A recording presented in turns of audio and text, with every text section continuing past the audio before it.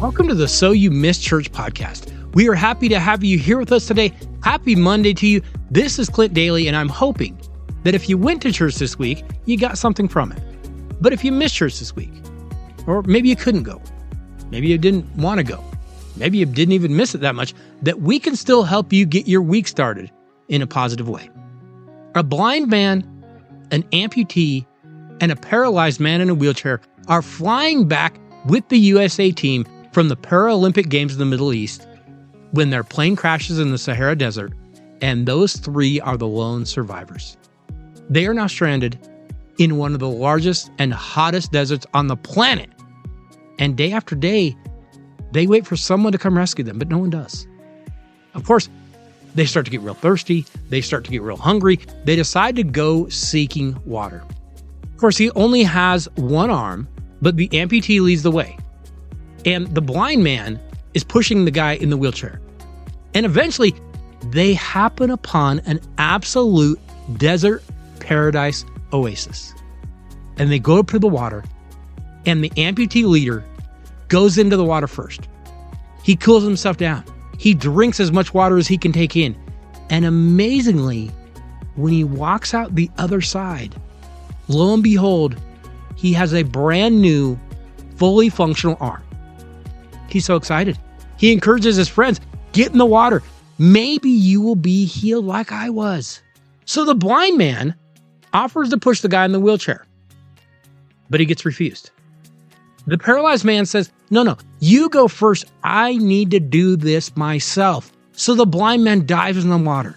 He drinks the greatest tasting water he has ever had. And when he walks out the other side, his vision has been fully restored. For the first time in his life, he can see. Now the guy in the wheelchair, he's getting pretty excited.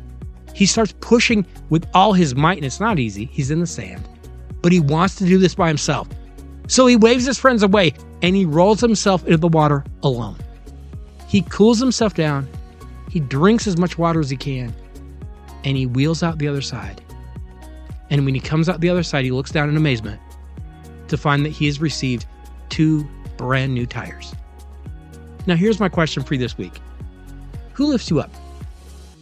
Who encourages you in your life? Do you have that person in your life? Maybe it's a spouse. Maybe it's a friend. Maybe it's a coworker or a family member. But who encourages you when you are down? You know, I've been fortunate in my life to have had a few people that every time I saw them, they were positive. And they took the time to encourage me. And I am fortunate that I have people like that in my life right now because life is difficult. It beats you down. Having a person in your life that encourages you or challenges you to be better, or even just checks in with you here and there, that is invaluable. Today we go back to the Old Testament book of Ecclesiastes, which is widely believed to have been written by King Solomon, the son of King David, in his elder years. And of course, it was Solomon who asked God for wisdom, and many of the writings in Proverbs and in Ecclesiastes, they are evidence of that wisdom. But in chapter 4, he talks about having that friend, that companion in your life that lifts you up. And he says, 2 are better than 1 because they have a good return for their labor. If either of them falls down, one can help the other up. But pity anyone who falls and has no one to help him up. Also, if 2 lie down together, they will keep warm. But how can one keep warm alone? Though one may be overpowered, 2 can defend themselves. Hey, having that person to lift you up and encourage you, it is so crucial.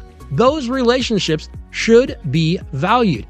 But maybe you're listening to this right now and you're thinking, I don't know if I have that person in my life. I don't know if I have a person that lifts me up, that encourages me to keep pushing, that makes me feel better after talking to them. I really wish that I did, but I don't know if I do. Or maybe you're thinking, I used to have that person, but I don't know that I do anymore. Well, here is my challenge to you this week. And I'll warn you, it isn't an easy one.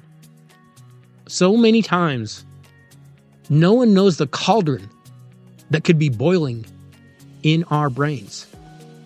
No one may know we're struggling. No one may know that you need that encouragement. And as much as we may be suffering, How can anyone possibly know what we are feeling unless we tell them? My challenge to you this week is, if you need that person, hey, reach out to those trusted people in your life. And you might have to open up. You might have to be a little bit vulnerable.